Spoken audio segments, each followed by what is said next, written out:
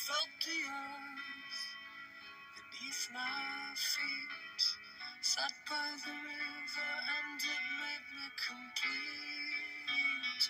Oh, simple thing, where have you gone? I'm getting old. Porque ellos serán de ellos recibirán consolación. También vimos lo que es bienaventurados los mansos, porque ellos recibirán la tierra por heredad.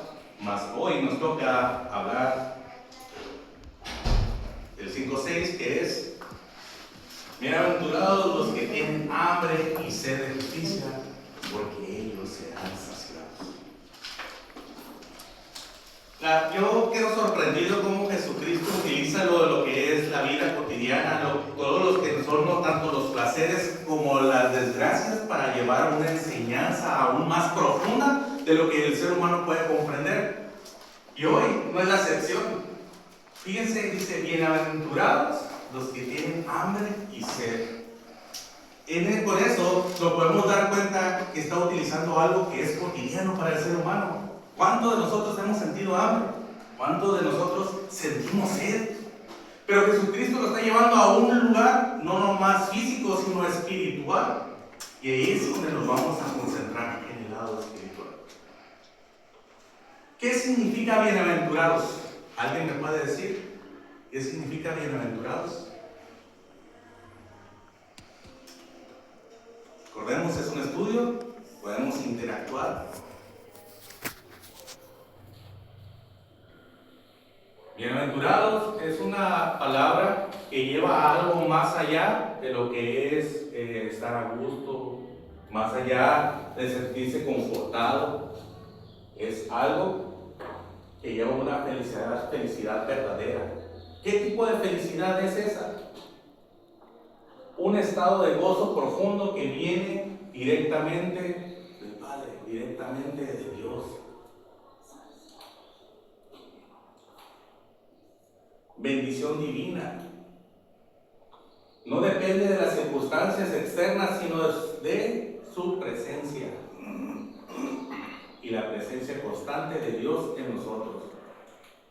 También es rostro iluminado, así como podemos ver aquí en la imagen, cuando tú te sientes de que amado por Dios, te sientes que eres consolado por Dios. Refleja la paz y la gracia que solo la luz divina puede otorgar al alma.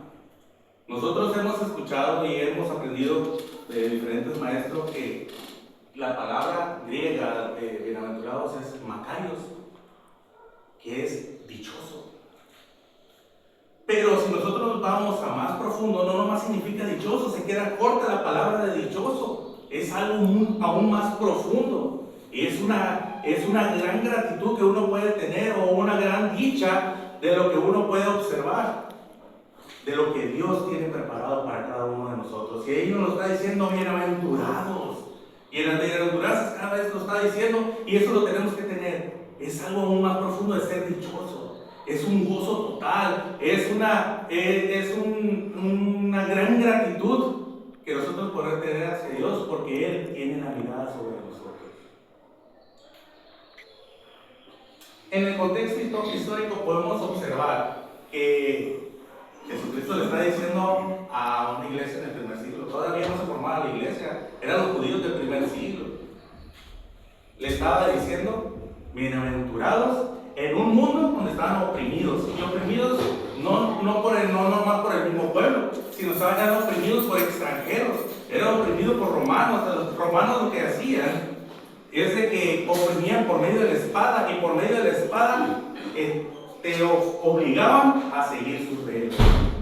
Imagínate, dice: bienaventurados aquellas personas que comencemos, que dice, los que son pobres de espíritu. Se quedan, no, pues este hombre está loco. Después dice: bienaventurados los que lloran, ¿no? Pues gracias, porque todos lloramos aquí. También le dice: bienaventurados los que son más, ¿cómo? Es irracional lo que tú estás diciendo, porque nosotros somos oprimidos, nosotros estamos llorando, nosotros estamos sufriendo porque un pueblo que es extranjero nos está oprimiendo. Y ese es el contexto de lo que está viviendo los judíos del primer siglo. Y ahí es donde Jesucristo les está diciendo: bienaventurados los que tienen hambre y sed de justicia, porque bajo el Imperio Romano. ¿Cuántos de nosotros podríamos estar sonriendo si estuviéramos bajo el Imperio Romano en el primer siglo? Muy pocos, no, yo le digo que nadie. Un pueblo que anhelaba justicia, liberación de un yugo extranjero. Expectativas políticas. Imagínense, ellos estaban esperando un Mesías que los sacara de esa opresión, pero por medio de la fuerza. Esperaban un Mesías guerrero que derrotara a los opresores romanos, pero no. Jerusalén, la Jerusalén antigua, ¿cómo era? Era un escenario de tensión social y una búsqueda desesperada de una libertad, pero una libertad física.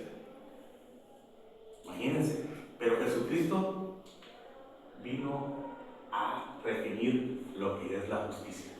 Vino a cambiar ese tipo de justicia, lo que ellos querían, de que ser quitados de esa opresión por medio de la espada. Jesucristo vino a enseñarles algo que era espiritual, una justicia que los llevara más allá de lo que era meramente terrenal, sino a llegarlo a lo que es nuestro Padre Celestial. De lo externo a lo interno, de lo que es físico a lo que hay en el espíritu. La verdadera justicia no es solo cumplir leyes, sino transformación profunda en el corazón.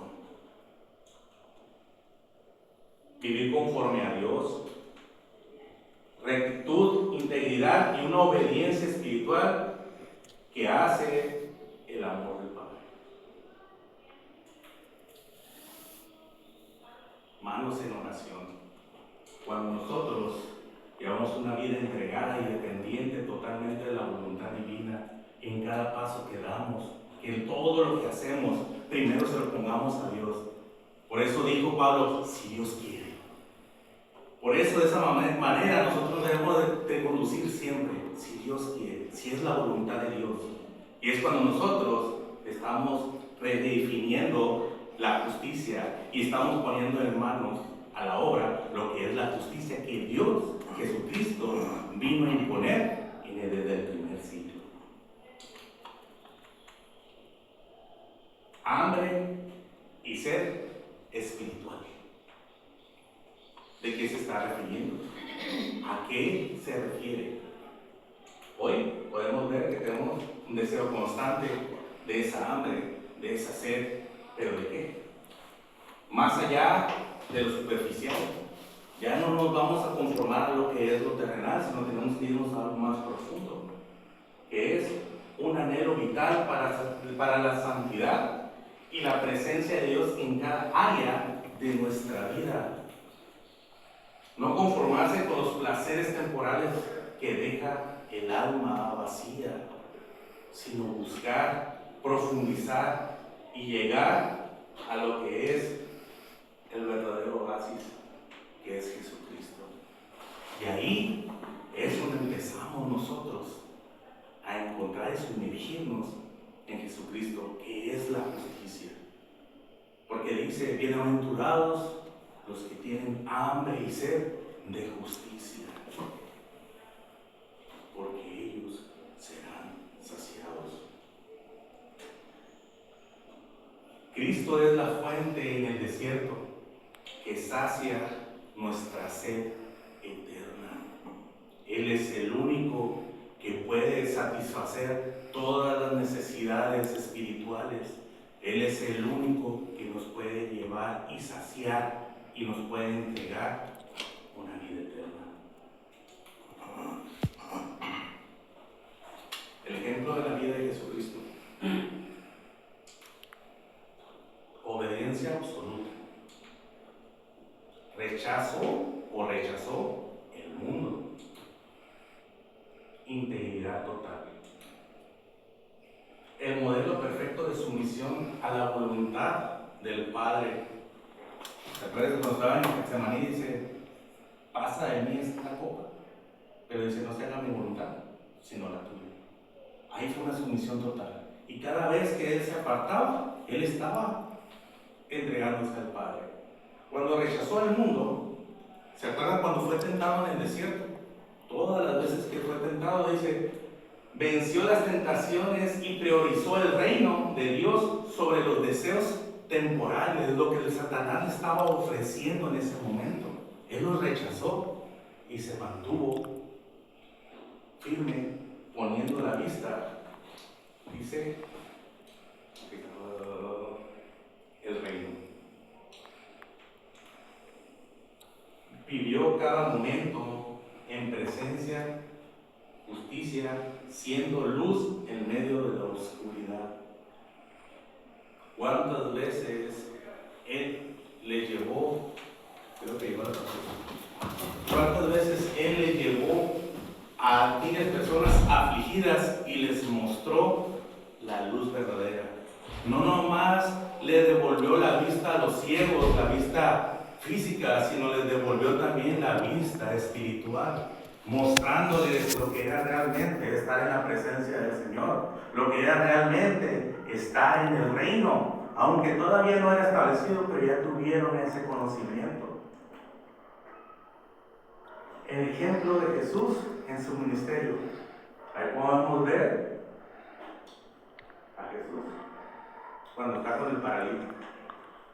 Esa escena a mí me causa mucho, me conmueve mucho, porque es el que está en Bethesda, el paralítico que está ahí, que no puede llegar, pero era porque su mente lo detenía, porque dice, no hay nadie que me lleve, no hay nadie. Él dependía de todo el mundo, pero ahí lo enseñó Jesucristo a ser dependiente. Después le otorgó lo que es una justicia en acción. Le mostró lo que es compasión activa. Le mostró también lo que es un servicio al prójimo. Se lo mostró, y así le fue iluminado su entendimiento y pudo hacerlo.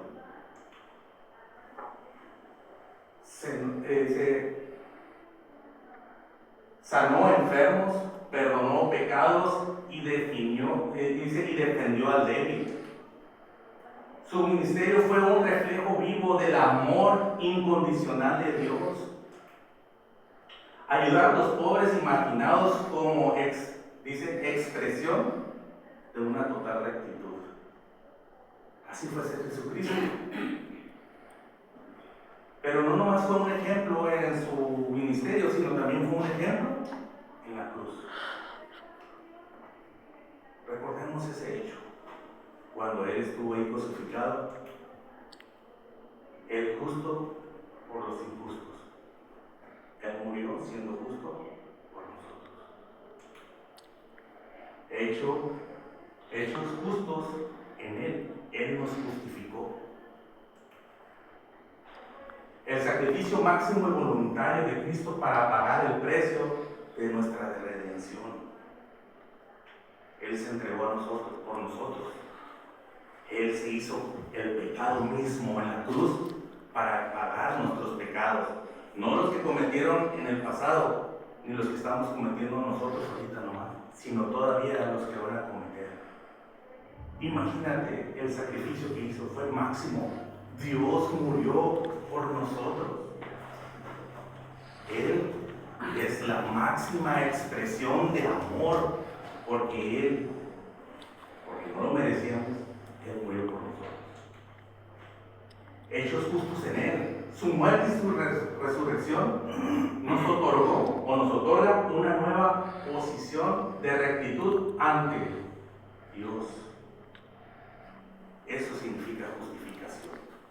Que tenemos nosotros ahora una nueva imagen ante Dios. En la cruz,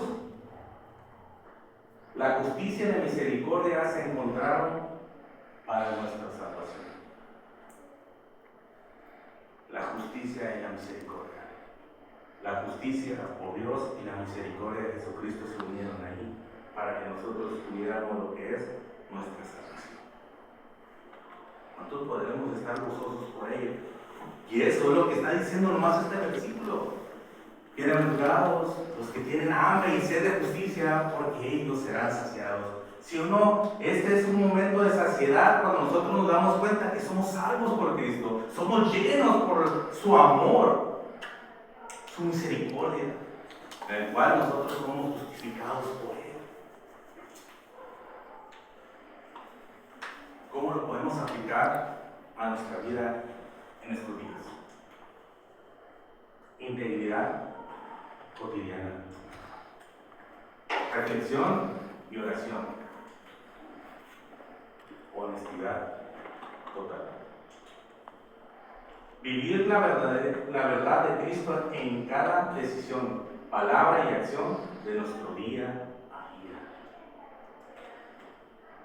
Buscar la guía constante de Dios a través de los estudios profundos de su palabra. No nomás es escuchar, sino es poner por obra lo que dice su palabra. Que nuestra vida sea un testimonio coherente y transparente de su justicia divina. Que lo que digamos sea acorde con lo que hacemos. Eso es vivir en justicia. Y eso es nosotros como lo vamos a aplicar en nuestras vidas. ¿Cómo lo aplicamos en nuestras familias? Educar en valores. Justicia en amor. Familia que obra.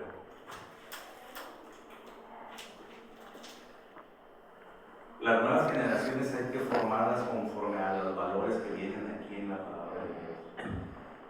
Y así vamos a ser mejores ciudadanos, no nomás mejores hijos, sino mejores ciudadanos, en los cuales este mundo sería transformado y mejorado. Practicar la rectitud o lo correcto mutuamente y el servicio como expresión de la justicia de Dios en el hogar.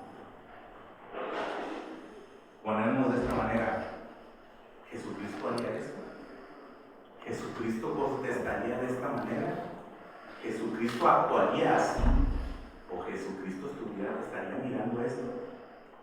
Eso es lo que tenemos que poner nosotros en acción en nuestro hogar.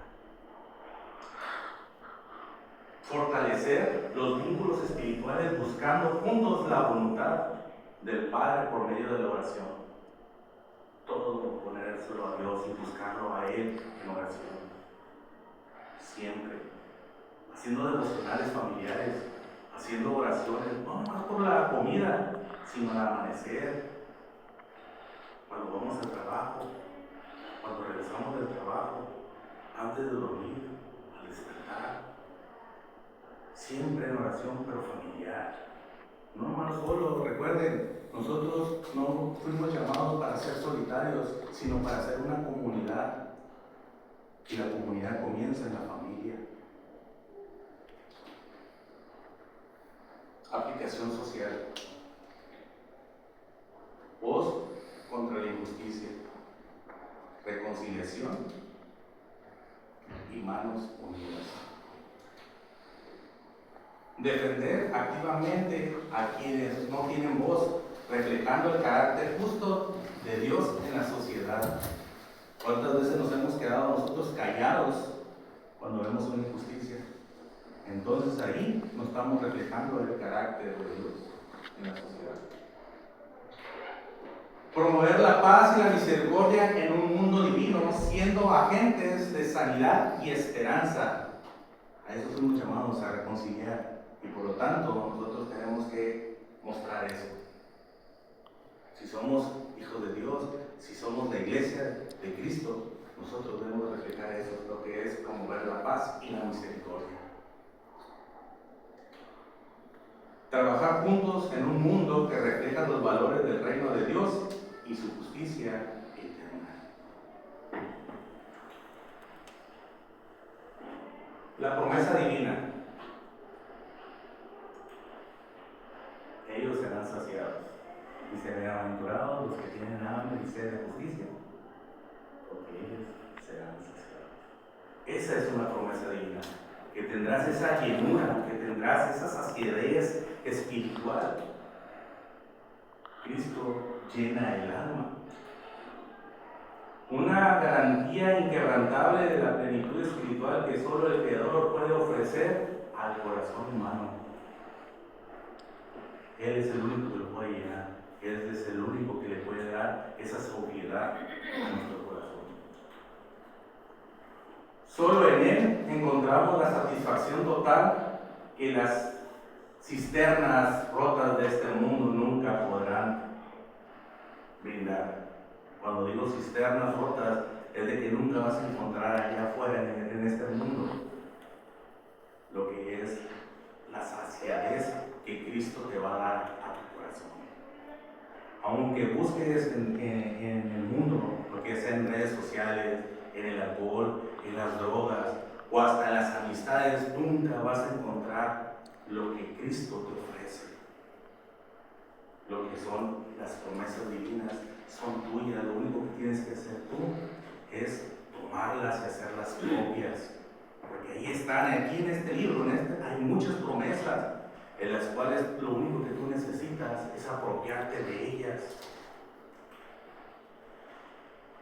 Bienaventurados los que tienen hambre y sed de justicia, porque ellos serán saciados. En conclusión, el sustento del alma, búsqueda diaria. Cristo es nuestro pan, vivir la promesa. Priorizar la justicia de Dios sobre cualquier deseo terrenal. Él es el único sustento verdadero que perdura para siempre. Cristo es ese pan que nos llena, es esa agua que nos sacia. Caminar hoy con la certeza de que en Él seremos totalmente saciados y que solamente en Él nosotros tenemos el amor de Dios.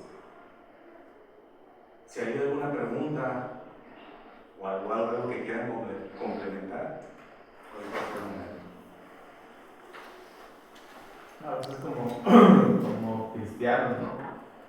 Muchas veces queremos dejar ciertos mensajes para la gente del mundo, ¿no? Pero a veces como que cuando llevamos tiempo en el cristianismo, como que olvidamos o dejamos de sentir esa necesidad de Jesús, la necesidad de Dios. Y entonces a veces agarramos la palabra y decimos, los que tienen hambre de justicia son aquellos que están en el mundo, ¿no? Pero a veces como cristianos también nos olvidamos de esto. Ya no sentimos esa necesidad. Como es el salmista, ¿no? Mi alma tiene sed de ti, dice, como el ciervo brama por las corrientes de agua, así clama mi alma, ¿verdad? Entonces es importante que constantemente nosotros sintamos esa necesidad y busquemos satisfacer esa necesidad, y sabemos que no es alguien a quien tenemos que buscar lejos, sino que simplemente basta con buscarlo en oración, buscarlo en la palabra para llenar ese vacío, y no solamente del corazón, sino del alma. O sea, nuestro entero ser tiene necesidad de Dios. Sí, hermano. Gracias. ¿Alguien más? ¿Usted compartir algo?